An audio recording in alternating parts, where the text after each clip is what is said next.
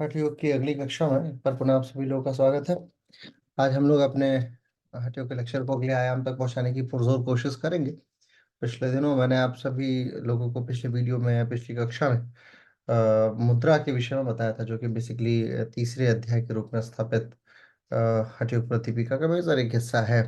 मुद्रा और बंध ऑलमोस्ट इनको मिला कर देखा जाए एक तरीके से तो 10 जो बताया गया है हठ योग प्रतिपिका में, इन्हीं का नाम मैंने आपको कल लिखवाया था। मुद्रा क्या क्या होती है, जिसमें महामुद्रा, महाबंध, महावेद, खिचड़ी, उड्डयन, मूलबंध, जालंधर, विपरीत कणी, वज्रोली, शक्तिशालिनी, इनका वर्णन कल की कक्षा में हुआ था। आज हम लोग उसी से आगे चलेंगे। आज जो अगला इसका पूरा पार्ट है वो बेसिकली नाद अनुसंधान के तहत आता है। ठीक है। हालांकि मुद्रा के विषय में मैंने थोड़ा थोड़ा मुझे चाहिए था कि कुछ और लिखवा दूंगा, तो एक बार आप बहुत क्विकली में एक बार हेडिंग डाल लीजिए छोटी छोटी, ताकि उसको लिख लिया जाए कि एटलीस्ट ये चीज़ क्या है। तो सबसे पहले महामुद्रा लिख लीजिए, एक एक लाइन बस लिखते चलेंगे कि कैसे करते हैं, क्या चीज़ है, ताकि कॉन्सेप्ट क्लियर रहे। कभी ऐसा हो, क्योंकि देखो एक चीज़ और मैं बताता हूँ आपको। योग में एक बहुत बड़ी परेशानी कह लीजिए ये है कि दो अलग अलग राइटर्स जो है वो अलग अलग एक ही सिद्धांत को कई बार अलग तरीके से बता देते हैं। नॉर्थ वर्सेस साउथ भी देखा जाता है कि उत्तर भारत का योग जो है वो थोड़ा सा डिफर करता है दक्षिण भारत के योग से। इवन पतंजलि को उत्तर भारत और दक्षिण भारत में बांट के देखा जाता है। उत्तर भारतीयों के अनुसार पतंजलि का जन्म गोंडा जिले में हुआ है, या बनारस के आसपास के क्षेत्र में हुआ है, और दक्षिण भारतीयों के अनुसार अनामती की अनामलाई की पहाड़ियों की तरफ, अनामती की तरफ होता है। दो पतंजलि का वर्णन देखने को मिलता है। ऐसे वैसे अगर देखा जाए इतिहास में तो सात पतंजलि है, बट योग वालों का जो मेजर माना जाता है, योग जो पुष्यमित्र शुंग के जो गुरु थे, उन्हें हम लोग मूलतः मानते हैं कि वो पतंजलि वास्तविक पतंजलि थे। 192 ईस्वी के आसपास की जो जन्मावली उनकी देखने को मिलती है, उन पतंजलि को मेन माना जाता है। ठीक है, तो महामुद्रा लिखिए। सबसे पहले लिखिए बाएं पैर की एड़ी को, बाएं पैर की यानी लेफ्ट लेग की एड़ी को मूल नाड़ी से, मूल नाड़ी से दबाते हुए, मूल नाड़ी से दबाते हुए दाहिने पैर को फैलाकर, दाहिने पैर पैर को फैलाकर उसे दोनों हाथों से पकड़ना, से दोनों हाथों से पकड़ना, और वायु का अंतः कुंभक करना, अंतः कुंभक करना यानी अंदर रोक के रखना, महामुद्रा कहलाती है। अब इसी को कई तरीके से डिफाइन किया जा सकता है। पश्चिमोत्तान का अर्ध पश्चिमोत्तान, एक पाद पश्चिमोत्तान, इससे बहुत मिलता जुलता पोज होता है। ठीक है, बहुत मिलती जुलती जो श्रेणी होती है, तो ये चीज याद रखना है। अगर आप जैसे पश्चिमोत्तान आसन करते हैं तो उसमें दोनों पैर फैलाते हैं, दोनों हाथ से अपने अंगूठे को पकड़ते हैं और फोrehead को कोशिश करते हैं घुटने से टच करते हैं। लेकिन कई बार ऐसा होता है कि जिसका पेट बहुत ज्यादा निकला होता है उससे पश्चिमोत्तान आसन होता ही नहीं। अब पश्चिमोत्तान आसन नहीं हो रहा है तो उसकी गर्दन ऐसे शर्म से झुकी रहेगी, खास करके योगाचार्य है तो और ज्यादा। लेकिन एक्चुअली वो शर्म से झुकाने की जरूरत नहीं है, आपको एक पैर को मोड़ना है और उससे अपने एनस वाले हिस्से के पास से बिल्कुल मूल के पास लाके उसे चिपका लेना है। And you can explain it कि ये तो महामुद्रा है। ठीक है, पश्चिमोत्तानासन मैं नहीं कर रहा हूँ, ये तो महामुद्रा का अभ्यास कर रहा हूँ। थोड़ा और एडवांस वर्जन है इसका, आसन से एडवांस वर्जन है तो महामुद्रा। इसलिए ग्लानि का भाव मत आने दीजिए, जो भी हो रहा है वो सब कहीं ना किसी तरीके से अलग रूप में डिफाइंड है। ठीक है, उसके बाद फिर अगला है महाबंध मुद्रा। महाबंध मुद्रा देखिए, बाएं पैर को, अगेन लेफ्ट लेग को अपने मूल नाड़ी से लगाते हुए, मूल बंध मूल जो मूलाधार है वहां की नाड़ी से लगाते हुए दाहिने पैर को, दाहिने पैर को बाएं जांग पर रख लेते हैं, बाएं जांग पे रख लेते हैं, और वायु का पूरक करते हुए, वायु का पूरक करते हुए जालंधर बंद लगाते हैं, जालंधर बंद लगाते हैं। तदुपरांत या उसके उपरांत मूल बंध का अभ्यास करते हैं, उसके उपरांत मूल बंध का अभ्यास करते हैं, यह मुद्रा महाबंध मुद्रा कहलाती है। महाबंध कहलाती है। इसमें कई बार उड्डयन का अभ्यास भी किया जा सकता है, लेकिन हठयोग प्रदीपिका उड्डयन नहीं बोलती है। कई बार इसमें उड्डयन का अभ्यास भी बताया जाता है। हठयोग प्रदीपिका उड्डयन का वर्णन नहीं करती है। आगे है महावेद मुद्रा। महाबंध तो बहुत इजी है, हर दूसरे दिन लगाते होगे आप कक्षा में, जब भी आवश्यकता पड़ी है लगाया। एक एक पैर बिल्कुल एनएस से टच किया, दूसरे को उसके ऊपर रख लिया, जो अर्ध पद्मासन वाली परिस्थिति होती है ऐसी बन जाएगी। अर्ध पद्मासन की स्थिति बनी, तुरंत अपने नेवल को अंदर की तरफ खींच लिया, ठीक है, और मूल बंद भी लगा लिया। तो इन दोनों को जब आप लगा लेंगे तो ये महाबंध हो जाएगा लोअर हिस्से को। ठीक है।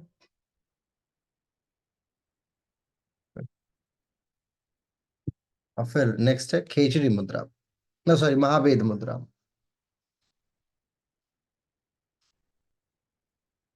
महावेद मुद्रा लिखिए। मुझे जरा 1 मिनट दीजिएगा, मैं 1 मिनट में आया।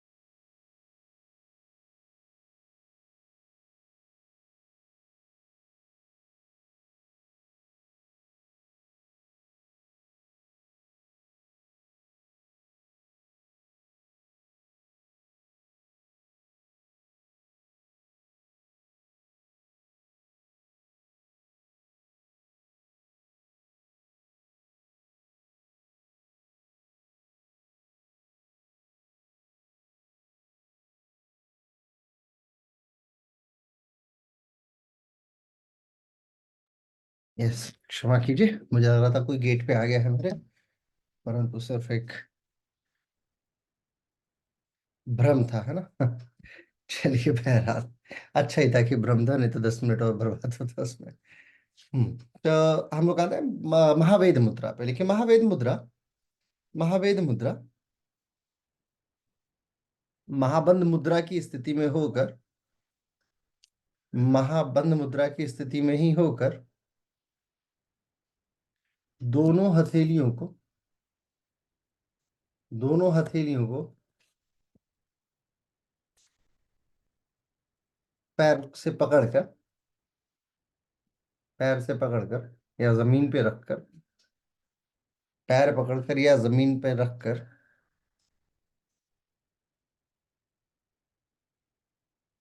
समस्त शरीर को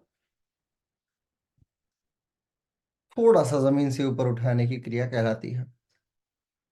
थोड़ा सा जमीन से ऊपर उठाने की क्रिया कहलाती है। बेसिकली ये समझ लो कि जिनसे कुक्कुट आसन नहीं होता है ना, वो लोग जब अपने आप को ऊपर उठाते हैं तो वही महावेद मुद्रा बन जाती है। अर्ध पद्मासन लगाइए, दोनों हाथ रखिए जमीन पे और स्वयं को जमीन से ऊपर उठाइए। जैसे आप ऊपर उठाने की कोशिश करेंगे तो आप देखेंगे कि जो जो मुद्रा लग रही है बेसिकली उसे ही हम लोग महावेद के रूप में जानते हैं। हालांकि बहुत आसान होती है, लेकिन ये उसके लिए उसका बेस्ट होती है जो अपने आप को कुक्कुट आसन में नहीं प्रदर्शित कर सकता। कुक्कुट आसन में दोनों हथेलियां पैरों के बीच से अंदर घुस जाती है ना, और मुर्गे के समान आप ऊपर उठ जाते हैं, तो वो तो एडवांस वाले लोग कर पाते हैं। लेकिन जैसे आप सभी लोग हैं, आपसे यदि कुक्कुटासन नहीं होगा, आपकी हैवी शरीर है तो आप बड़े आराम से महावेद मुद्रा का अभ्यास कर सकते हैं। और वो भी एक मुद्रा के तहत आता है, उसे आसन में ना गिने। कई बार ऐसा होता है कि लोग उसे आसन में गिनना शुरू कर देते हैं महावेद को। आगे है द ग्रेट खेचरी, खेचरी मुद्रा। देखिए खेचरी मुद्रा में, खेचरी मुद्रा जीभ को, जीभ को उल्टा करके, जीभ को उल्टा कर कपाल कुहर में प्रविष्ट कराना, कपाल कुहर में प्रविष्ट कराना,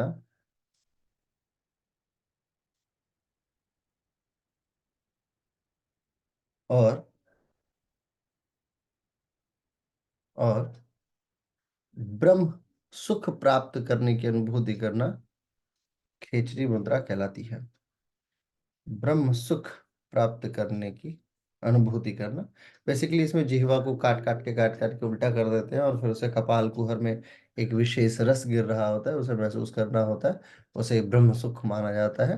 तो वो अभ्यास खिचड़ी कहलाता है। ठीक है, आगे ब्रैकेट में अपने समझने के लिए सिर्फ इतना लिख लीजिएगा कि ऐसी खतरनाक मुद्रा का अभ्यास घर पे ना करें। ठीक है, स्वयं से। क्योंकि यदि आप ये किसी दिन उठाया आपने चाकू और जीभ काट के उल्टा कर दिया, पता लगा अगले दिन से आप बोल भी नहीं पाएंगे। ठीक है, और फिर उसके लिए मेरे इस रिकॉर्डेड वीडियो को दोष देंगे कि आपने कहा था। तो हम लोग योगाभ्यासी हैं, लिहाजा आपको करना ही होगा। ठीक है, तो ऐसा नहीं है।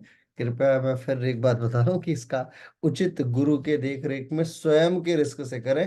और जब तक दूसरे की खेचरी ना सिद्ध हुई हो, तब तक आप अपनी सिद्ध करने मत लग जाइएगा। जिससे सीखिएगा उसकी सिद्ध हुई हो तभी सीखिएगा।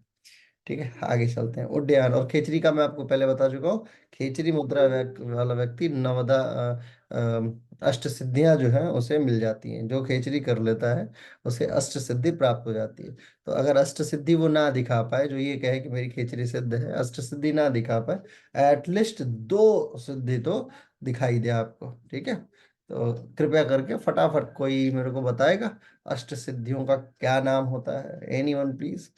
अष्ट सिद्धियों का वर्णन आ रहा है, इसी बहाने कुछ दोहराते हुए भी चलेंगे। Please go ahead. पूर्णिमा पूर्णिमा महिमा लघिमा गरिमा प्राप्ति परकाम्य वसित परिसित। बहुत बढ़िया, बहुत बढ़िया। और एक और कोई बताएगा?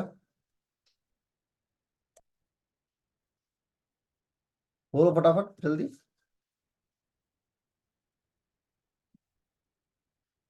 नहीं नहीं, कोई और बोलने की कोशिश कर रहा है? चलिए, वन बाय वन मैं आपको लिखा देता हूँ। एक ब्रैकेट बना के किनारे लिख लीजिए। ठीक है, पहला बता अड़िमा। अड़िमा सिद्धि। फिर है महिमा। महिमा। फिर है गरिमा। गरिमा। फिर है लघिमा। लघिमा। फिर है प्राप्ति। प्राप्ति। प्राप्ति। फिर है प्राकम्य। प्राकम्य। फिर है इशित्व। इशित्व। फिर है वशित्व। वशित्व। वशित्व। ये अष्ट सिद्धियां मानी जाती हैं। बेसिकली इनके कर्ता धर्ता जो है वो एकमात्र देव माने जाते हैं। देव रूप में अकेले एकमात्र व्यक्ति जो इस पृथ्वी पर है अष्ट सिद्धियों में, जैसे अपने हनुमान जी। ठीक है, चंदन जी म्यूट हो जाओ। ठीक है, हनुमान जी को माना जाता है कि नौ निधि और अष्ट सिद्धियों के ये दाता माने जाते हैं। चलो, अब अष्ट सिद्धियों का वर्णन आया है तो एक और सवाल पूछ लेता हूँ आपसे। आप मुझे बताइए 10 आपकी जो नाड़ियां हैं मेन, उनका वर्ण नाम बता दीजिए। 10 मेन नाड़ियां। तीन का तो नाम बखूबी सुने हो, इड़ा पिंगला और सुषुम्ना। ये तो आप पिंगला पिन्ना सुषुम्ना सरस्वती कुहू हस्तजीवा और पूषा। पूषा अलमुषा। अलम्बुसा। सरस्वती नहीं। यशस्विनी। यशस्विनी, ठीक है। लिखो अलम ये भी लिखो एक एक करके। याद है आप लोग को उल्टा से। 10 ये देखो, ऐसी चीजें है ना कि जो चलते चलते कोई पूछ लेगा। इंटरव्यू में सामान्यतः जब भी मैं इंटरव्यू लेने जाता था तो अक्सर यही पूछा जाता था कि तीन नाड़ी ये पूछ लिया, तीन नाड़ी को छोड़ के चौथी नाड़ी बताओ। अब चौथी नाड़ी, परेशान की चौथी नाड़ी क्या पता है। तीन नाड़ियां तो बहुत कॉमन है ना? इड़ा पिंगला सुषुम्ना, क्योंकि सुबह से शाम तक टीचर आपका रटता रहता ही होगा जब भी आपको पढ़ा रहे होते हैं तो। बाकी की 7 नाड़ियां कौन सी होती हैं? तो सुषुम्ना सबसे मूल जो मेजर है वहीं से शुरू करते हैं। इड़ा और पिंगला उसकी सहयोगी हो गई। गांधारी हस्त जिह्वा। गांधारी हस्त जिह्वा। यशस्विनी पुषा।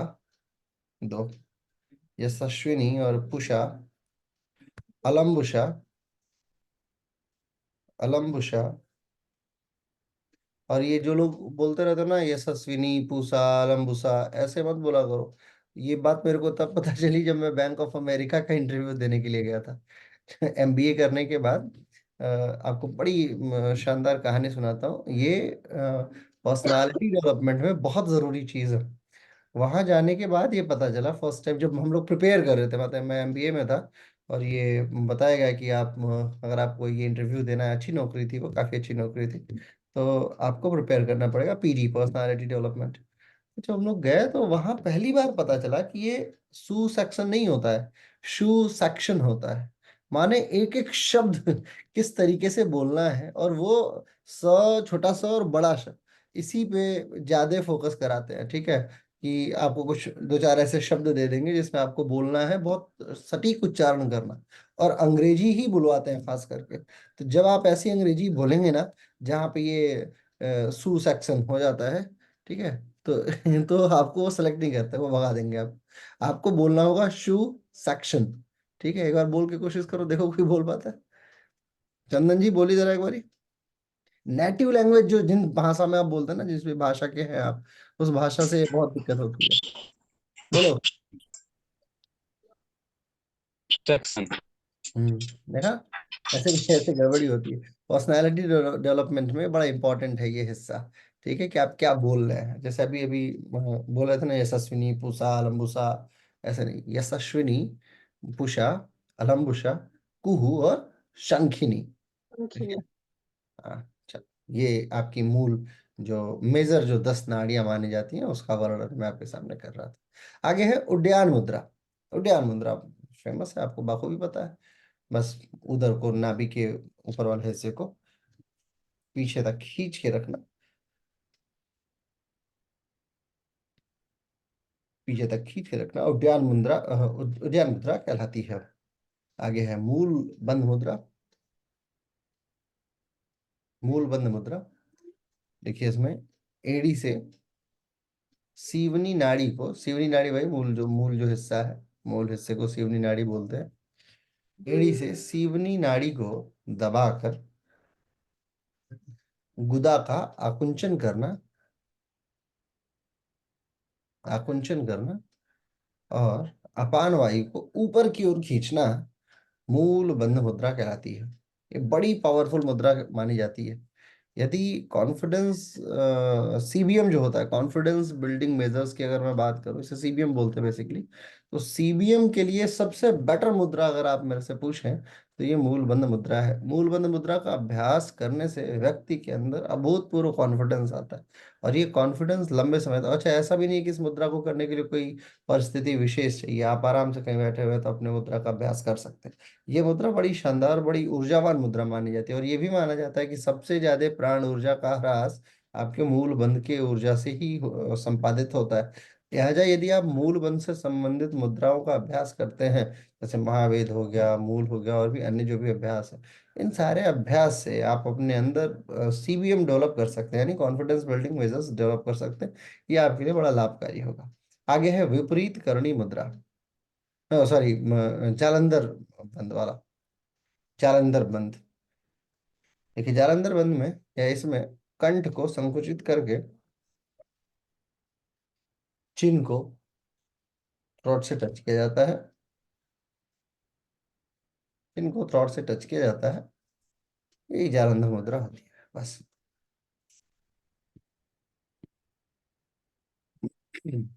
अगला है विपरीत करणी मुद्रा। विपरीत करणी मुद्रा, देखिए नाभि को ऊपर की ओर, अर्थात सूर्यमंडल की ओर, तथा तालु को नीचे चंद्रमंडल की ओर, चंद्रमंडल की ओर करना विपरीत करणी कहा जाता है। विपरीत करणी कहा जाता है। सामान्यतया इसे सर्वांगासन के वेरिएशन के रूप में देखा जाता है। सामान्यतया इसे सर्वांगासन के वेरिएशन के रूप में देखा जाता है। सर्वांगासन में क्या करते हैं, कमर को पूरा 90 डिग्री, अगेन वही चीज आई कि आप लोगों से जिससे सर्वांगासन नहीं होता है, एक्चुअली वो एक्यूरेट विपरीत करनी कर रहा है। ठीक है, यदि आप मान लीजिए आपके पास वजन ज्यादा है और आपसे सर्वांगासन नहीं हो पा रहा है, तो कोई दिक्कत नहीं। सर्वांगासन को न कर पाना विपरीत करनी कर पाने का ही द्योतक है। यानी आप विपरीत करनी उस समय बहुत शानदार कर रहे हैं जिस समय आप सर्वांगासन नहीं कर पा रहे हैं। ठीक, तो इसमें थोड़ा सा मैं वापस आपको ये बताता हूँ कि जब भी ऐसा हो कि आपसे कुछ नहीं हो रहा है, तो इसका मतलब ये नहीं है कि कुछ नहीं हो रहा है, इसका मतलब ये है कि कुछ जरूर हो रहा है। अब वो क्या हो रहा है ये आप डिफाइन नहीं कर पा रहे। ठीक है, योग में यही सबसे अच्छी बात है कि यदि कुछ नहीं हो रहा है, हाँ आपको लगता है कि नहीं ये नहीं हो पा रहा, नहीं ऐसा नहीं है। ये सोचे कि जरूर कुछ हो रहा है। क्या हो रहा है ये आसन का नाम नहीं पता, लेकिन हो रहा है। जैसे आपसे मैं बोलूं कि कुछ भी बोलो हिंदी में, तो आप अनर्गल बातें नहीं बोल सकते। अनर्गल यानी बिना अर्थ की बातें। ठीक है, कोशिश मेरे से कराई गई। माने एक कक्षा मैंने भी करी थी, किसी की बड़ी फेमस गुरु हैं, तो उनकी कक्षा में ये उन्होंने बोला कि आप सभी लोगों से ये अनुरोध है कि आप 5 मिनट के लिए बिना अर्थ की बातें बोलो और हर शब्द के बाद रुकना। आप कल्पना कीजिए, 5 मिनट छोड़िए, 1 मिनट भी आप नहीं बोल पाएंगे। ज्यादा ज्यादा काट आप ऐसे बोलोगे, लेकिन हर दो एक या दो शब्द के बाद से एक वाणी, एक अक्षर ऐसा निकलेगा जिसका कोई ना कोई अर्थ जरूर होगा। और उन्होंने ये बड़ा एक कोई मेडिटेशन होता है, उस मेडिटेशन का ये हिस्सा माना जाता है इसमें कि आप पहले आपको बुला के जा, ओशो के यहाँ ये चीजें होती हैं आजकल, उसे बड़ा ओशो ट्रेडिशन इसे बड़ा फॉलो करता है इस समय। लेकिन मैं जिस समय इसको सीखा था उस समय अलग ही ट्रेडिशन का था ये। ओशो ट्रेडिशन इसे बड़ा फॉलो करता है, वो मेडिटेशन कराते हैं तो ये ऐसा कराते हैं, पहले आपको खड़ा कर देंगे, बोलेंगे कूदो, कूद के बिल्कुल पागलों जैसी हरकतें करो। पागलों जैसी हरकतें कराने के बाद फिर बिठाएंगे, फिर बिठा के बोलेंगे अब पागलों जैसे बोलो।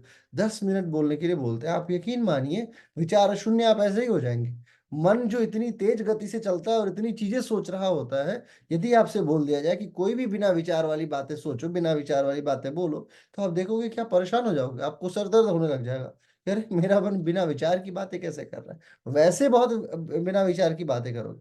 कोशिश करके देखना आप कभी घर पे जब आपको मौका मिले तो, कि आप बिना किसी अर्थ की बातें बोल पा रहे हो क्या 2 मिनट तक। और यदि आप इसमें महारत हासिल करते हो तो आप महान हो कि आप इतने फालतू भी सोच सकते हो। लेकिन यकीन मानिए, मेरा विश्वास कीजिए, आप इतने फालतू नहीं हो सकते।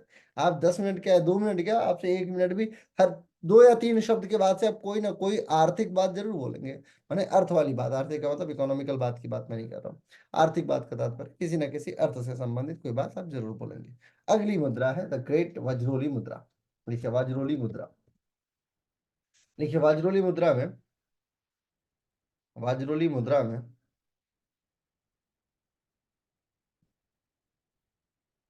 मूल हिस्से को भली भांति आकुंचित कर लेना, आकुंचित कर लेना वज्रोली कहलाता है।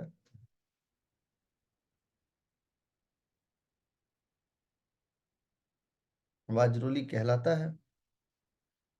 वज्रोली में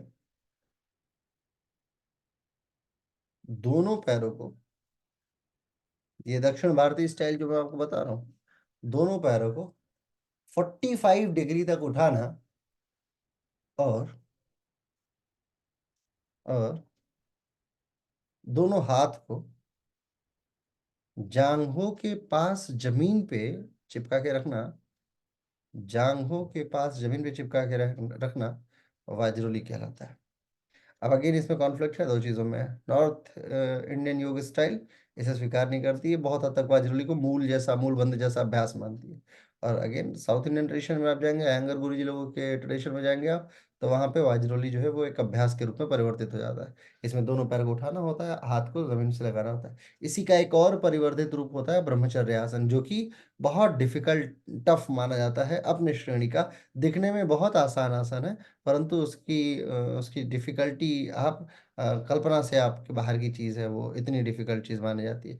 जानते कैसे करते हैं? करते कैसे हैं कि आपको दोनों पैर पहले सामने फैला लेना है जमीन पे, दोनों हथेलियों को जांघों के पास रखना है, और फिर अपने आप को ऊपर उठाना है। देखने में लगेगा कि बड़ा आसान है, बहुत आसानी से आप उठा सकते हैं, परंतु एक्चुअली हो नहीं पाएगा। पश्चिमोत्तानासन में जैसे बैठते हो ना पैर सामने फैला के, वैसे आपको हाथ से हील्स नहीं पकड़ना, एड़ियां नहीं पकड़नी, अंगूठा नहीं पकड़ना। आपको दोनों हाथ सिर्फ अपने कमर के पास बगल में रख लेना, और हाथ से जमीन को पुश करोगे तो ऊपर की तरफ उठना है। आप देखोगे कि आपका पीछे का हिस्सा तो उठ जा रहा है, लेकिन आगे पैर आपका उठेगा नहीं। और यदि ये उठ जाता है तो ज्यादा से ज्यादा 30 सेकंड आप होल्ड कर पाएंगे। ठीक है, बहुत अगर बड़ी पावर लगा लेते हैं, आपके बाहुओं में अच्छा बल है, तो आप 30 सेकंड के आसपास तक होल्ड कर पाएंगे। और यदि इसमें आपने मूल बंध का अभ्यास सीख लिया, तो ये वीर संरक्षण में बहुत बेटर माना जाता है। वीर संरक्षण हठ योगियों के लिए बड़ा आवश्यक माना जाता है। वीर संरक्षण से क्या होता है, शरीर में अभूतपूर्व ऊर्जा आती है। वीर संरक्षण और रज संरक्षण, ये दोनों हठ योगियों के लिए आवश्यक माना जाता है। हालांकि हठ योग वैसे महिलाओं के लिए कहीं नहीं देखा गया है कि मना किया गया हो, लेकिन ये भी कहीं नहीं देखा गया है कि हठ योग में महिलाओं का वर्णन कहीं आता हो। जहां भी आता है वहां अधिकतर पुरुषों का वर्णन आता है, लेकिन मना भी कहीं नहीं देखा गया है कि बिल्कुल स्ट्रिक्टली प्रोहिबिटेड है कि महिलाएं इसमें पार्टिसिपेट नहीं कर सकती। बट मीनवाइल ये है कि पुरुषों का वर्णन इसमें ज्यादा आता है। और ये आपके जीवनी शक्ति को, प्राण ऊर्जा को बढ़ा सकने की क्षमता वाला आसन या क्रिया कह सकते हैं, माना जाता है जो वज्रोली होती है। अगला है शक्ति चालिनी मुद्रा, बड़ी इंपॉर्टेंट मानी जाती है। शक्ति चालिनी मुद्रा, देखिए शक्ति चालिनी में सोई हुई कुंडलिनी शक्ति को, सोई हुई कुंडलिनी शक्ति को जागृत कर, जागृत कर चला देने वाली मुद्रा शक्ति चालिनी कहलाती है। शक्ति चालिनी मुद्रा कहलाती है। देखिए इस मुद्रा के लिए वज्रासन में बैठकर, वज्रासन में बैठकर दोनों हाथों से दोनों पैरों के एंकल को, एंकल्स को, या उसे टकना भी बोला जाता है, टकने को दृढ़ता पूर्वक पकड़ के नीचे की तरफ दबाते हैं। पेट अंदर की तरफ खिंचा हुआ होता है, पेट अंदर की तरफ खिंचा हुआ होता है। यह अभ्यास ही शक्ति चालिनी मुद्रा कहलाता है। शक्ति चालिनी मुद्रा कहलाता है। ये बड़ी शानदार मुद्रा मानी जाती है। हम लोग के एक हिमालय के गुरु जी थे, जो हठ योग वगैरह सिखाते थे। मैंने उनको देखा है, शक्ति चालिनी का अभ्यास प्रतिदिन सुबह उठ के और ऐसे करते थे जैसे वो मतलब शक्ति जो है उनके बिल्कुल कंट्रोल में हो। वो इतनी तेजी से वज्रासन में बैठने के बाद एड़ियों को पकड़ लेते थे, और पेट को ऐसे, जो अग्निसार वाली प्रक्रिया कुछ कुछ आप मान सकते हो, उस तरीके से वो करते थे इसका अभ्यास शक्ति चालिनी को। और खूब सांस लेते थे जोर जोर से। इसी में जो आपका ये भस्त्रिका है, इस शक्ति चालिनी के बाद भस्त्रिका का अभ्यास बहुत जोर से करते थे। और मतलब शरीर, हम लोग 1 घंटे योग आसन करें और योगासन करके जितनी गर्मी उत्पन्न करते थे, वो शक्ति चालिनी के अभ्यास से और भस्त्रिका के अभ्यास से 5 मिनट में उतनी गर्मी लेके आते थे अपने शरीर में, बिल्कुल चेहरा दग्ध लाल और बड़ी ऊर्जा, बहुत ऊर्जावान शरीर बना लिया करते थे। तो ये शक्ति चालिनी बड़ा महत्वपूर्ण माना जाता है। ठीक है, आगे लिखिए। जब भी साधक इन समस्त मुद्राओं का अभ्यास करता है, तो उसकी समस्त नाड़ियां, समस्त नाड़ियां मूलतः 10, जो मैंने आपको ऑलरेडी लिखा रखा है, मूलतः 10 शुद्ध हो जाती हैं, शुद्ध हो जाती हैं। और योग साधक अपनी सिद्धियों में आगे बढ़ निकलता है, आगे बढ़ जाता है। आगे लिखिए, चौथा अध्याय, हठ योग प्रदीपिका के चतुर्थ अध्याय में हठयोग प्रदीपिका के चतुर्थ अध्याय में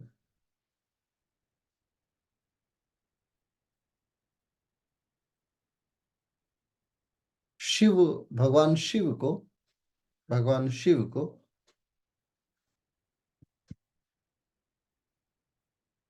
समस्त योग का मूल मानते हुए समाधि विषय पर प्रकाश डाला गया है।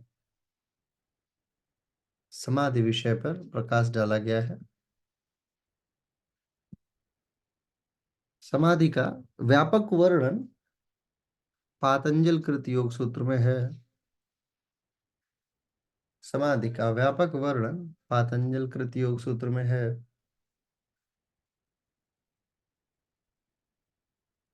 आगे लिखिए। हठयोग प्रदीपिका ने समाधि को मोक्ष का कारक माना है। हठयोग प्रदीपिका ने समाधि को मोक्ष का कारक माना है। तो किसने नहीं माना है? पातंजलि योग सूत्र के ही बहुत सारे समाधि के हिस्से को मोक्ष का कारक नहीं माना गया है। ठीक है, और कौन से हिस्से को मोक्ष का कारक माना गया है? चलो पीवाईएस पढ़ाऊंगा तो बताऊंगा। किसी को पता है समाधि के प्रकार कितने हैं? संप्रज्ञात, असंप्रज्ञात, ये सब तो बिल्कुल आपके दिमाग में होना चाहिए। चौथे सूत्र में है। अच्छा, समाधिपाद चौथा अध्याय है, चौथा हिस्सा है, पहला हिस्सा है समाधि, है ना। ये छोटी छोटी चीजें हैं जो आपको बहुत, जब भी ऐसी कोई बात आए तो उसे तुरंत लेके आना चाहिए। आगे लिखिए। इसी अध्याय में, इसी अध्याय में नादानुसंधान के विषय में भी वर्णन मिलता है। नादानुसंधान के विषय में भी वर्णन मिलता है। नादानुसंधान का तात्पर्य होता है नाद का अनुसंधान करना। अनुसंधान का मतलब वैसे तो रिसर्च होता है, लेकिन अंग्रेजी में आपको पहले बता चुका हूँ, हिंदी के शब्दों का व्यापक उत्तर नहीं दे पाती है। ये अंग्रेजी की कमी है। नादानुसंधान, नाद का अनुसंधान करना होता है। अनुसंधान, संधान करने का होता है, जानते हैं क्या होता है? संधान का मतलब होता है मंत्रों से किसी चीज को बुला लेना जब आप चाहे। अर्जुन जो थे, जब भी उन्हें जब ये दिल्ली आए थे लोग, दिल्ली उनका क्या था, वो वन था ना, इंद्रप्रस्थ, है ना। तो जब वो उनको बोला गया कि भाई चलो आपको कुछ गांव देते, चलो आपको यहाँ से निकाल देते हैं। जब उन लोगों की फैमिली में फाइट हो रही थी तो उन्हें निकाल दिया गया। तो खांडव प्रस्थ की कहानी अगर आप महाभारत जानते हो तो खांडव प्रस्थ वन उन्हें मिला था। तो खांडव प्रस्थ का वहाँ का जो वनराज जो था, तो वो बड़ा खतरनाक आदमी था, वो बड़ा खतरनाक राक्षस एक तरीके से कह लो। तो वो वासुकी नाग से, वहां पे वासुकी एक नाग था, वो रहता था। तो वो चाहता नहीं था कि ये लोग इस क्षेत्र में आए और रहें। तो जब भी वो उसे नष्ट करने के लिए, वो जो खंडोप्रस्थ एरिया था, बेसिकली बाद में वही इंद्रप्रस्थ बना जिसे दिल्ली कहते हैं, जिसपे तमाम सल्तनतों ने और बाबर ने और अन्य लोगों ने राज किया, मुगलों ने और अन्य तमाम तरीके की 12-13 पीढ़ियां आई, और आजकल अलग अलग लोग उसमें राज करते हैं दिल्ली से पूरे भारत पे। तो पहले का मतलब ये था कि वो जो खांडवप्रस्थ था हिस्सा, उसके लिए संधान करने की आवश्यकता पड़ी। अर्जुन को दिव्यास्त्र बुलाने पड़े थे, और दिव्यास्त्र उस अवस्था में जिस समय वो लोग घर से बाहर है, तो कई बार उन्हें मना किया गया कि नहीं, आप दिव्यास्त्रों का प्रयोग मत कीजिए।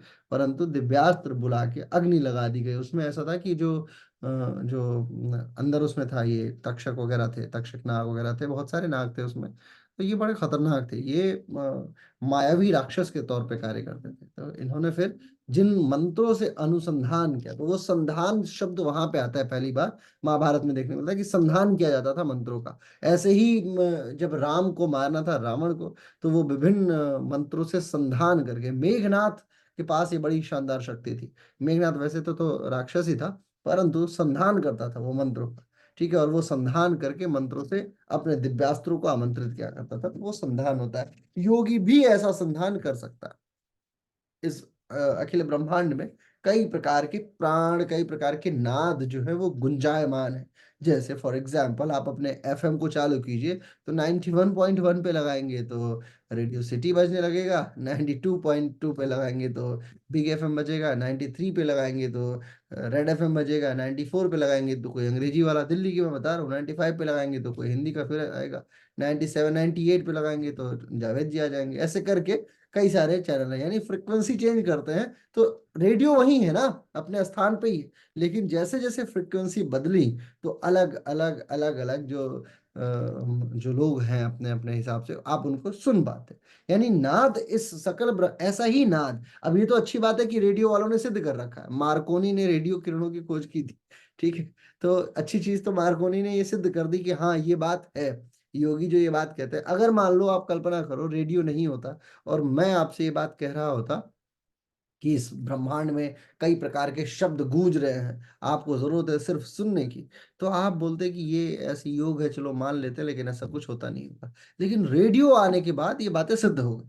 रेडियो जैसे आया तो इसी मेरे आसपास में कई सारी किरणें हैं कि नहीं है, ब्लूटूथ की किरणें हैं, मेरी घड़ी मेरे फोन से चिपकी पड़ी है, मेरा फोन मेरे एयरफोन से चिपका पड़ा है, मेरा एयरफोन मेरे कान से चिपका पड़ा है, ऐसे करके सब एक दूसरे से, तो इसका मतलब आसपास में दुनिया भर की रेडिएशन, रेडियो एक्टिव किरणें, रेडियो एक्टिव तो नहीं लेकिन एटलीस्ट जो किरणें हैं वो व्याप्त हैं हमारे आसपास में, राइट। तो इन्हीं ऐसे ही नाद, जिन नादों से योगी का कल्याण हो सकता है, उनका अनुसंधान करना नादानुसंधान के तहत आता है।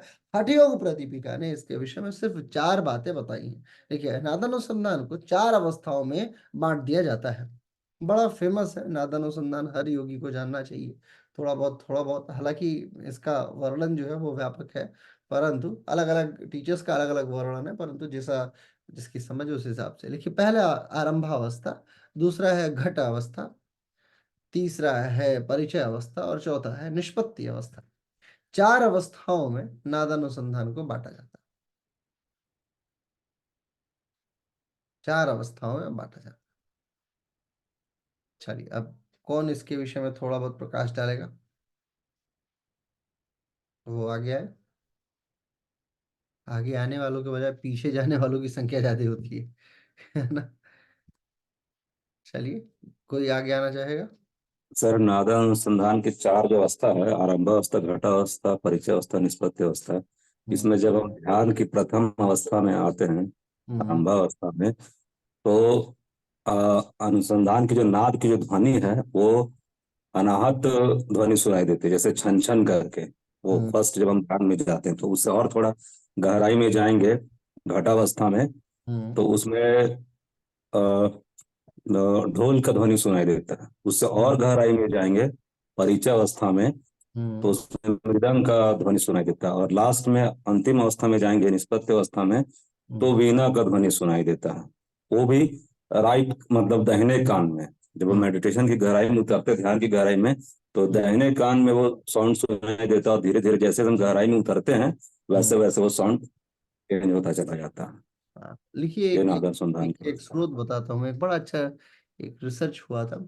लिखिए, चिंताहरण बेताल सर एक प्रोफेसर हैं, उनकी किताबें नेट जेआरएफ के लिए और योगा के लिए बड़ी महत्वपूर्ण मानी जाती है। लेकिन चिंताहरण बेताल का एक एक एक रिसर्च है नादा अनुसंधान पे, बेसिकली उनकी पीएचडी इसी पे रही है, ठीक है। हेमवती नंदन बहुगुणा गढ़वाल यूनिवर्सिटी से रहे हैं। चिंताहरण बेताल ने एक रिसर्च किया था, नादा अनुसंधान, अ टेक्निक ऑफ मेडिटेशन या a true technique of meditation, ठीक है।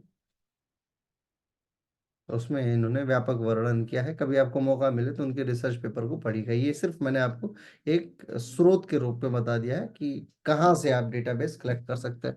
कुछ प्रोफेसर्स आपको जानने चाहिए जो भारत के हैं, आवश्यकता होगी तो आप बताना, मैं इनका फोन नंबर आपको दे दूंगा, चिंताहरण बेताल सर का, बड़े विद्वान प्रोफेसर माने जाते हैं। ऐसे ही कुछ प्रोफेसर हैं, जैसे अब जैसे तंत्र योग है, मंत्र योग है, लय योग है, हठ योग है, राजयोग है, ऐसे जिन जिन लोगों ने पीएचडी की है और अच्छे प्रोफेसर बने हैं, आपको इनसे संपर्क में रहना चाहिए, एक चीज। और दूसरी चीज कि हमेशा अपने योग का एक एरिया डिसाइड करके रखो, ब्लाइंड रखो अपने आप को कि अगर मेरा सिलेक्शन हुआ नेट में तो मेरे को इसी विषय पे पीएचडी करनी है, अन्य किसी पे नहीं, और रुचि से करो। जब आप रुचि उसमें पैदा करके रखोगे ना किसी चीज में, तो आप देखोगे कि उसमें सबसे ज्यादा आनंद आएगा, और उसी के आधार पे वही आपका मूल बनेगा, और उसी मूल पे आप पूरा सर्कल अपने आप को बना सकते हैं, पूरा सर्कल बना सकते हैं, ठीक है। और फिर नई नई चीजें एक्सप्लोर कर सकते हैं, फिर आपका एक यौगिक जीवन भी शुरू होगा। इसलिए हठ योग का, देखो, 3 तरीके से योग सीखा जा सकता है। पहला है आपका इकोनॉमिकल एस्पेक्ट, जिसमें आप अभी डे बाय डे इन्वॉल्व है, ठीक है। दूसरा है आपका स्पिरिचुअल एस्पेक्ट, आप अपने स्पिरिचुअलिटी में उसे कहाँ लेके जाते हैं। और तीसरा है साइंटिफिक एस्पेक्ट। इन्हीं तीन हिस्सों में, यानी अर्थशास्त्र हो गया, दर्शन शास्त्र दूसरा हो गया, और विज्ञान हो गया तीसरा, इन्हीं तीन चक्के पे आप अपने पूरे योग को लेके चलिए। टेम्पो जो है आपका योग का, उसको लेके आगे बढ़िए, आगे इसे ट्रक तक बना दीजिए, ये आपका बड़प्पन है। ठीक है।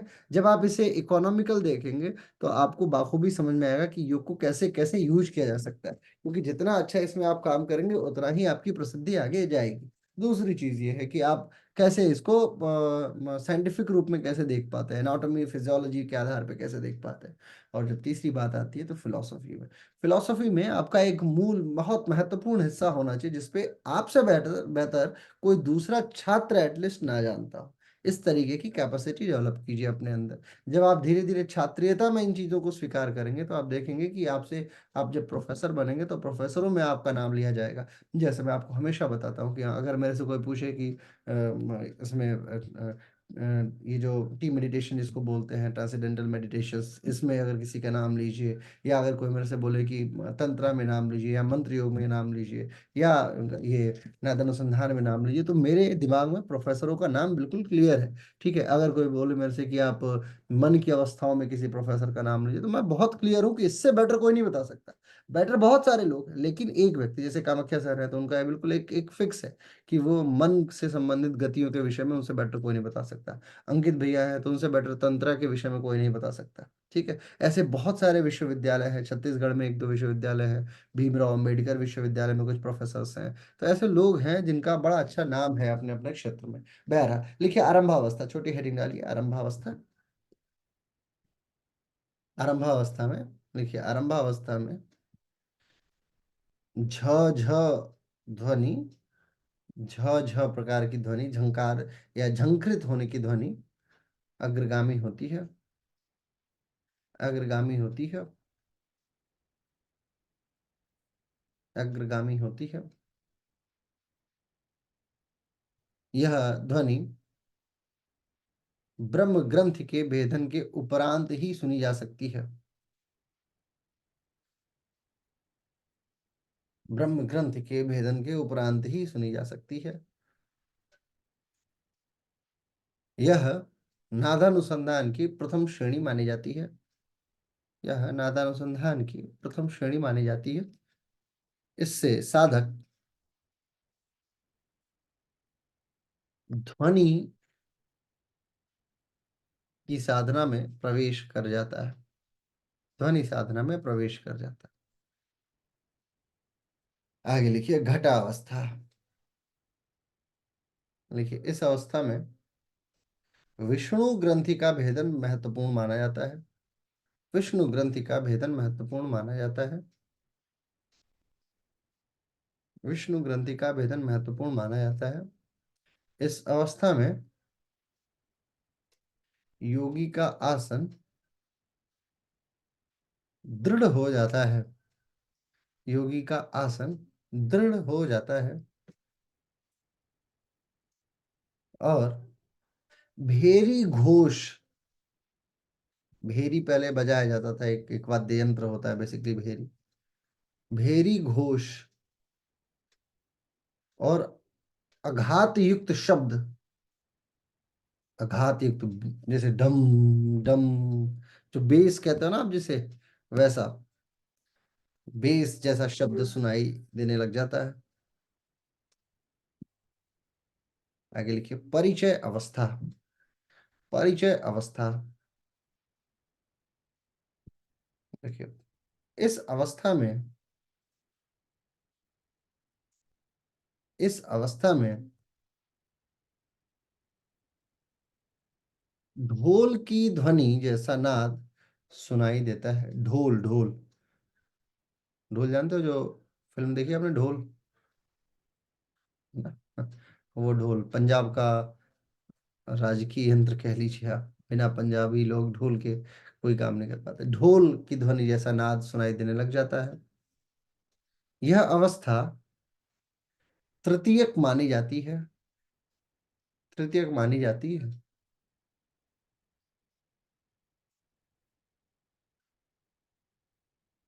इस अवस्था के दौरान, इस अवस्था के दौरान ध्यान भ्रिकुटी मध्य पे होता है। ध्यान भ्रिकुटी मध्य पे होता है। आगे है निष्पत्ति अवस्था। निष्पत्ति अवस्था। देखिए, इस अवस्था में महानतम रुद्र ग्रंथि का भेदन होता है। रुद्र ग्रंथि का भेदन होता है। रुद्र ग्रंथि का भेदन होता है एवं साधक को, जैसा राणा जी ने बताया, वीणा की ध्वनि, रुद्र वीणा की ध्वनि सुनाई देती है। रुद्र वीणा की ध्वनि सुनाई देती है।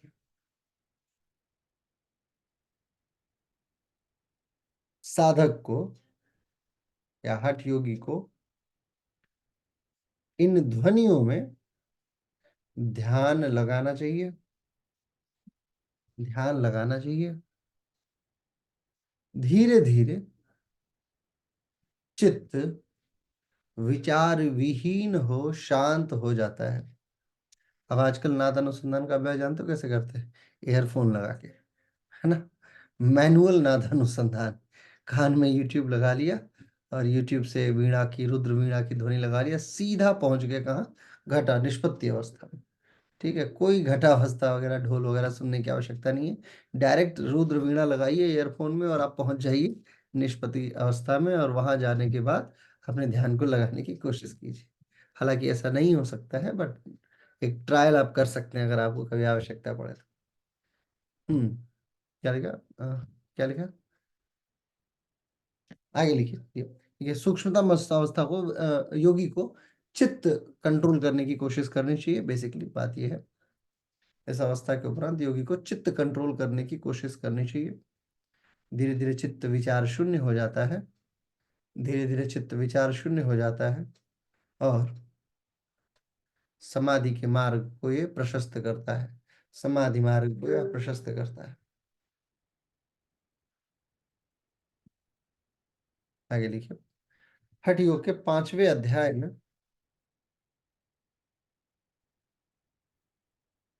हठ योग के 5वें अध्याय में योग चिकित्सा का व्यापक वर्णन है। योग चिकित्सा का व्यापक वर्णन है, जिसमें जिसमें वात पित्त कफ से संबंधित रोगों का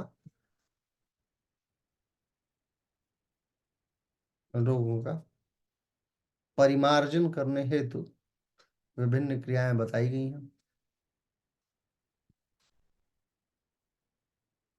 इसमें पैर के पंजे से लेके नाभि तक वायु, पैर के पंजे से लेके नाभि तक वायु, नाभि से लेके हृदय तक पित्त, और हृदय से ऊपर कफ धातु का स्थान बताया गया है, और ये बड़ा महत्वपूर्ण है।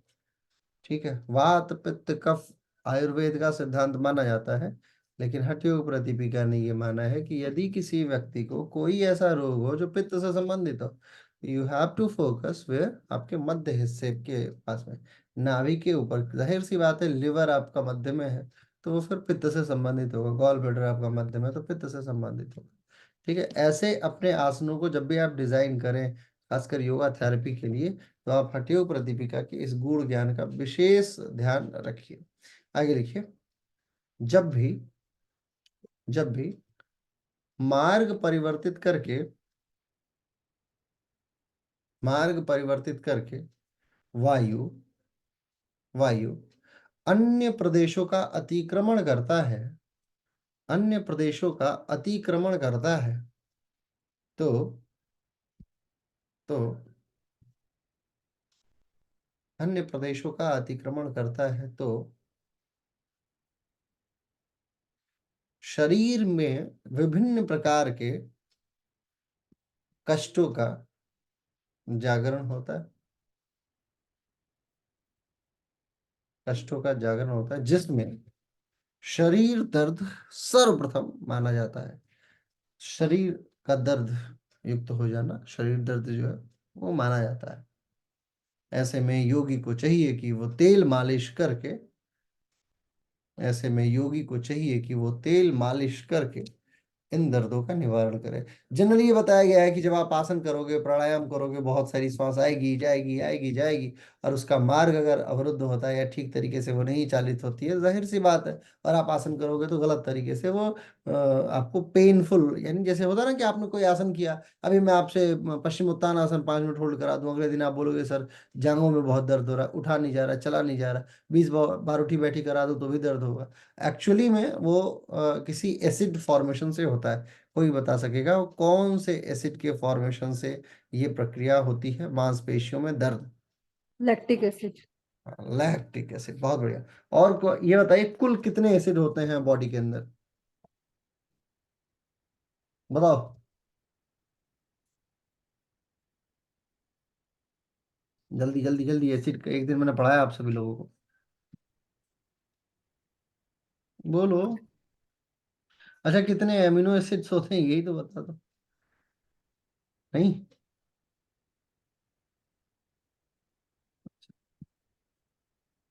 कोशिश करो, कुछ तो बोलो, ऐसे देखने से काम चलेगा क्या? बोलो भाई।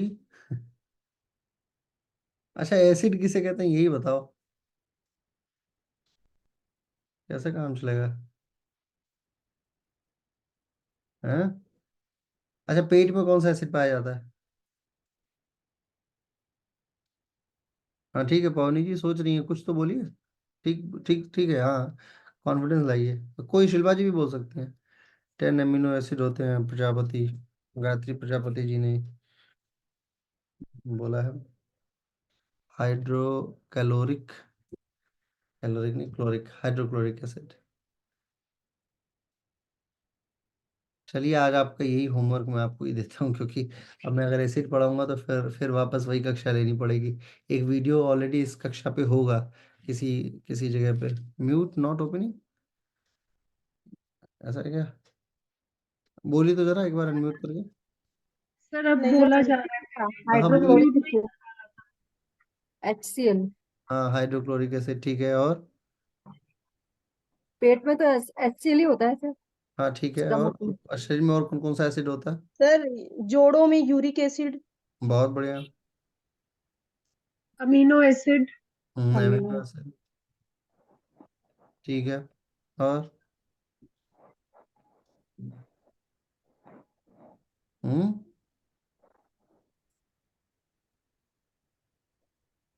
चलिए कोई बात नहीं, दिमाग से उतर जाता है, मेजर मेजर एसिड्स, है ना।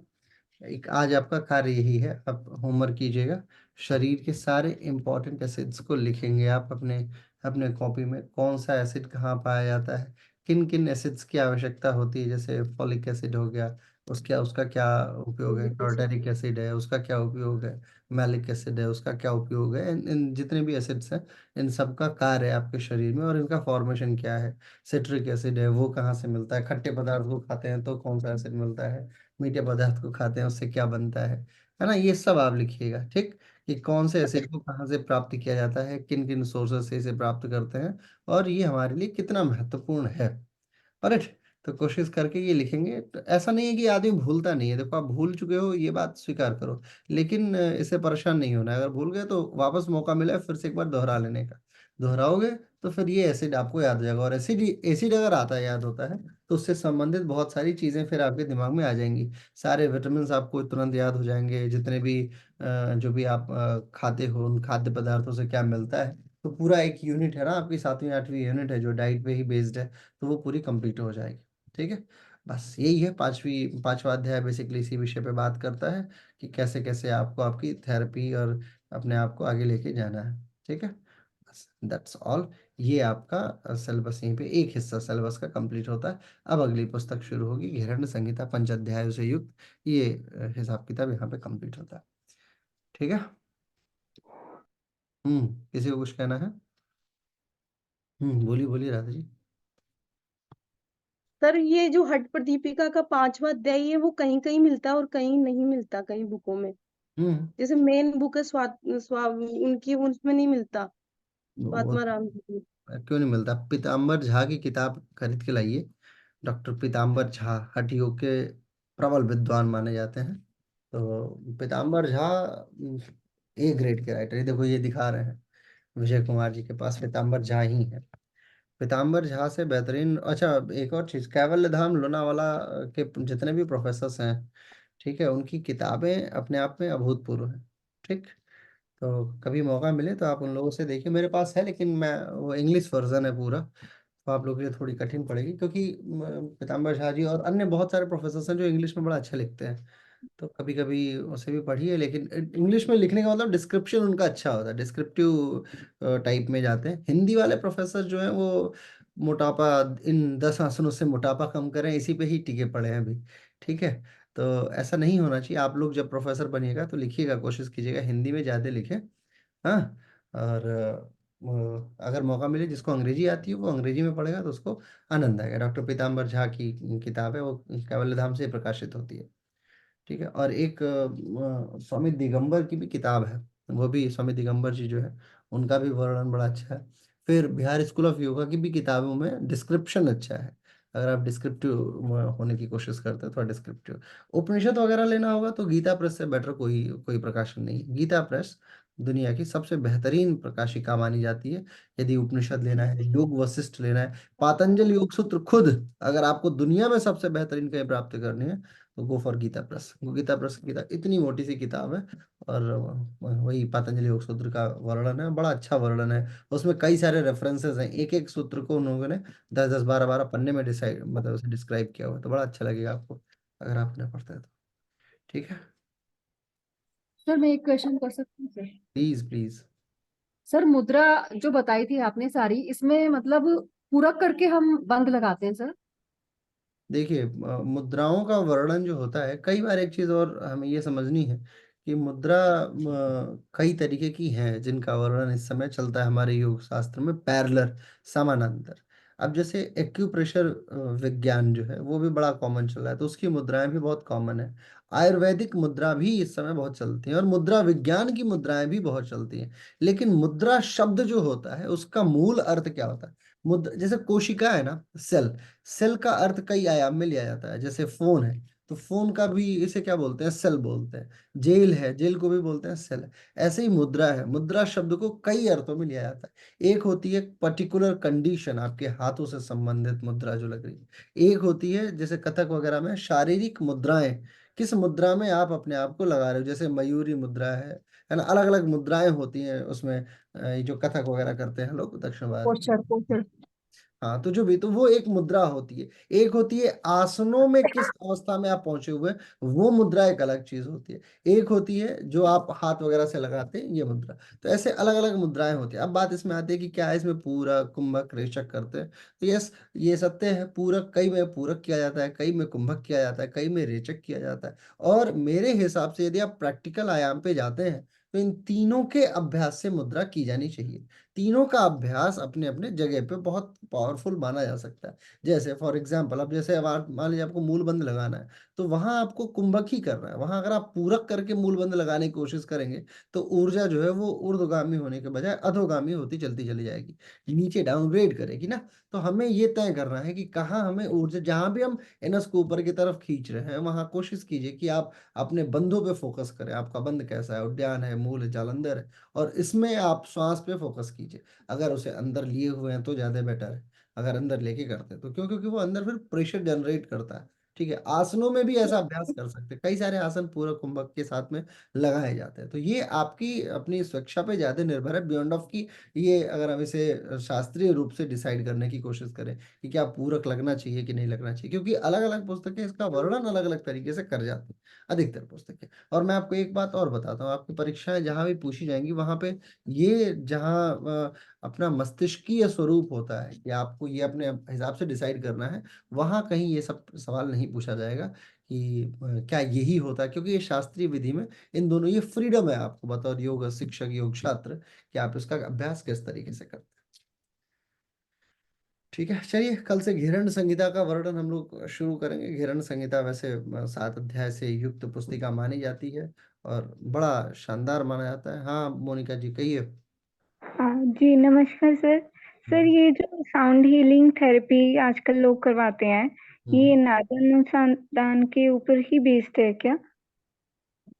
अब साउंड हीलिंग वाले का ऐसा है ना कि अब साउंड हीलिंग के विषय में मैं बड़ा मतलब दिव्य रूप से नहीं जानता हूँ, तो मैं कैसे उनके विषय में कुछ कह दूं। लेकिन ये ज़रूर है, एक दो बार मुझे साउंड हीलिंग के कोर्सेज में बैठने का मौका मिला है बतौर टीचर। मैं किसी अन्य विषय का टीचर रहा हूँ और कोई अन्य टीचर आके इस विषय में, भारत में एक प्रोफेसर अंकुर है, डॉक्टर अंकुर भैया हैं, बड़े शानदार विद्वान हैं। ऋषिकेश में है, पुणे से थे, पहले पुणे में था उनका सेंटर, आजकल वो ऋषिकेश में है। तो कभी होंगे कक्षा में तो मैं उनसे पूछूंगा कि नादा अनुसंधान के ऊपर ही है कि नहीं है, और या अगर आप कहेंगे तो किसी दिन उनका लेक्चर मैं कराता हूँ, तो आप उन्हीं से पूछ लीजिएगा। ठीक है कि ये नादा अनुसंधान से संबंधित है, बड़े आजकल विद्वान। एम्स में रिसर्च हो रही है ओम के ऊपर हाँ, ही। रिसर्च हो रही है, रिसर्च हो रही है। ऋषिकेश जी एम्स में भी बड़ा काम हो रहा है इस पे, ये बात तो है। साउंड हीलिंग पे ऋषिकेश एम्स भी बहुत इंटरेस्ट ले रहा है। अच्छा, ऋषिकेश एम्स, आप लोग अगर आपसे किसी से जेआरएफ हो ना, तो कोशिश करना ऋषिकेश एम्स ही पकड़ लो, अगर आपको एनाटॉमी में आनंद आता हो तो। ऋषि, अब हम लोग के पास समय नहीं है कि हम जाएं फिर वापस 2-3 साल के लिए बैठ के काम किया जाए, इतना समय होता नहीं। जीवन में यही चीज है ना कि जब समय निकलता जाता है तो आप सोचते हो कि वापस वाले उसी समय में चले जाते, तो ये भी कराते, ये भी कराते, ये भी कराते। टाइम मशीन जब भी बनेगी तो मैं यही करूंगा कि अपने सारे छात्रों को पहले भेज दूंगा 10 साल आगे, कि देखो 10 साल बाद आपकी नीड क्या है, फिर आके इधर अपनी कंप्लीट कर लो चीज़ों को। ठीक है, आपको यदि एम्स वगैरह में रिसर्च करोगे तो बहुत सारी ऋषिकेश का साइंटिफिक चीजें। मुझे ज्यादा आइडिया नहीं है, बट मुझे थोड़ा सा आइडिया ये है कि दिल्ली एम्स में इसके ऊपर ओम की ध्वनि के ऊपर रिसर्च चल रही है कि जो नॉर्मल नहीं तो पेशेंट ऐसा है होते ना, हैं जो उनका ओम उच्चारण की, करते हैं वो जल्दी रिकवर करते हैं। नहीं, ओम की ध्वनि पे तो एक नहीं हजारों रिसर्च हुए। जी की जो ध्वनि है उस पर हजारों रिसर्च है, और एम्स दिल्ली क्यों, बाकी बहुत सारे देश विदेश में इस पर रिसर्च हुई है ऑलरेडी और होती ही रहेंगी। ठीक है, और अभी नासा ने, अभी नासा की तो ऑफिशियल ट्विटर पे है ये, मैं पिछले साल ही लिया था उसका स्क्रीनशॉट, मेरे फ़ोन में भी होगा। नासा के ट्विटर ने ये हैंड इस अपने ऑफिशियल ट्विटर हैंडल से ये ट्वीट किया था कि इस ब्रह्मांड में एक शब्द गुंजायमान है जो ओम जैसा मिलता जुलता स्वर है। ये पूरे ब्रह्मांड में एक ही स्वर गूंज रहा है। ये उनके सिलेबस का हिस्सा था। अच्छा, ये घिरण्य संहिता आपको लेनी है सत्यानंद सरस्वती, वही बिहार स्कूल ऑफ योगा से ही। ठीक है, अगर आप अरे एक क्वेश्चन पूछ सकते हैं? अभी पूछिएगा, एक मिनट लिखवा दूं, है ना। जी बिहार स्कूल ऑफ योगा से ही घिरण्य संहिता आप आयातित कीजिएगा, क्योंकि घिरण्य जी संहिता में बेहतरीन वर्णन, बेहतरीन description Bihar school of yoga Munger का है। हाँ, अंतिम प्रश्न पूछ लीजिए अंजू जी, इसके बाद कक्षा समाप्त करेंगे फिर। जी सर, मैं ऋषिकेश से हूँ। हम्म। तो सर, जैसे हम जाके योग सेंटर में पता कर सकते हैं एम्स में कि जो सर्व ध्वनि के ऊपर बाखूबी जा कि सकते हैं आप एम्स में। जी ऐसा ना, जाना ही चाहिए योगा वालों से, जब अगर आप योग से संबंधित हैं तो आपको जी जाना सर चाहिए। जाके वहाँ के योग के जो रिसर्चर्स हैं, कई सारे बच्चे ऐसे हैं जिनको मैंने पढ़ाया है, अभी वो वहीं जी पे PhD अपनी कर रहे हैं, तो आप जाइए वहाँ पे, अच्छा लगेगा आपको। जो PhD कर रहा है सबसे पहले उन्हीं लोगों से मिलिए। जब आप उन लोगों से मिलेंगे तो आपको बहुत सारी चीजें आपके आपके रिलेवेंस में मिल जाएंगी। ठीक है, और हाँ जी कभी अपनी एक डायरी बनाओ जिसमें जी आप सर लोग लिखो संदर्भ सूची, सबसे जी जी बेस्ट बेस्ट जो संदर्भ है कि अगर ये चीज है तो इसको इस टीचर से लिया जाना चाहिए, ये हाँ है जी इसलिए इस टीचर की रिसर्चेस बेटर है। और आप देखेंगे कि सारे, अच्छा एक चीज और, कॉपी पेस्ट वाले टीचर अब धीरे धीरे कम हो रहे हैं। पहले होता था क्या कि जब पहले PhD होती थी तो कॉपी और पेस्ट करके PhD सबमिट कर दी जाती थी, है ना। 2009 10 11 12 13 14 तक होता था, क्योंकि उस समय सॉफ्टवेयर इतने उन्नत नहीं थे कि कॉपी पेस्ट चेक कर लिया जाए। वो टीचर की विद्वता पे होता था कि वो पढ़े और पढ़ के देख ले। अब क्या है, सारी चीजें डिजिटल है, आराम से उठा के चीजों को रख दिया जाता है सॉफ्टवेयर के अंदर, और वो एक एक शब्द बता देता है कि फला फला वेबसाइट से इन्होंने कॉपी पेस्ट किया हुआ है। ठीक है, तो अब ये जी चीजें कम हो रही हैं, लिहाजा नई चीजें बहुत निकल के आ रही हैं। तो ये जो नई चीजें है ना, ये आपके लिए सहायक सिद्ध होंगी। तो अच्छे प्रोफेसरों से मिलिए, जितने, जी हमेशा याद रखो, सफलता का एक बहुत बेहतरीन मार्ग है ये भी है कि आप कितने लोगों से जनसंपर्क करते हो। हाँ जनसंपर्क जी के बिना प्रतिदिन आपका टारगेट होना चाहिए कि आपके फोन में एक नया नंबर योग से संबंधित सेव हो। प्रतिदिन पर डे का आपका एक इतना छोटा सा टारगेट रखो, अच्छे लोगों का नंबर अपने फोन में सेव करो, ताकि वो कौन आपको जानता है, किसको आप जानते हो, कौन आपको मानता है, किसको आप मानते हो, यही सफलता का मूल मंत्र है आज के समय में। अगर आप नहीं जानते हो और योग्यता आपकी बहुत है तो सारी योग्यता धरी की धरी रह जाएगी। लेकिन अगर आप अच्छे लोगों को जानते हो, और एक चीज और मैं बताऊं, बड़े से बड़े लोगों से संपर्क करके मैंने देखा है कि बहुत इजीली अवेलेबल होते हैं। योग में सबसे खासियत ये है कि आप बड़े वीआईपी से भी, अगर आप अपने कुछ आपके पास होना चाहिए, ऐसा नहीं है कि रोड पे चलते हुए उठ के पहुंच गए, तो ऐसा नहीं, लेकिन यदि आपके पास कुछ है तो बड़े से बड़ा व्यक्ति आपके लिए सुलभ ही उपस्थित हो जाता है, सुलभ, बड़े आराम से। तो आप कोशिश कीजिए कि आप भी कुछ प्राप्त करें। पर डे अपना एक छोटा सा टारगेट रखिए। हर लोगों से अनुरोध है कि हर व्यक्ति अपने योग के करियर में एक अपना पर्सनल ब्रांड बनाने की कोशिश करो। नौकरी करते हो तो उस नौकरी के लिए अपने लिए बहुत लॉयल रहो, जिस भी नौकरी के लिए काम करते हो। नहीं कर पाते हो तो एक अपना ब्रांड बनाओ, एटलीस्ट अपना एक लोगो बना दो। गूगल पे एक अपना अच्छा सा पेज बना दो, फेसबुक पे एक आईडी बना दो, इंस्टाग्राम पे एक लिंक बना दो उस नाम से, और बना के छोड़ दो। कम से कम 1 साल 2 साल 3 साल बाद जब आपके ध्यान में ये बातें आएंगी, तब तक वो 2-3 साल पुराना हो चुका हो।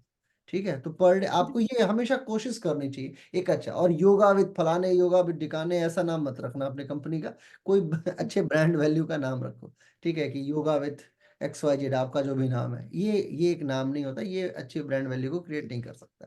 किसी दिन मैं जी मैनेजमेंट पे कक्षा लूंगा तो मैं आपसे ये सारी बातें बताऊंगा। आइए कमर गर्दन सीधी करते हैं, शांति पाठ की तरफ अग्रसर होंगे।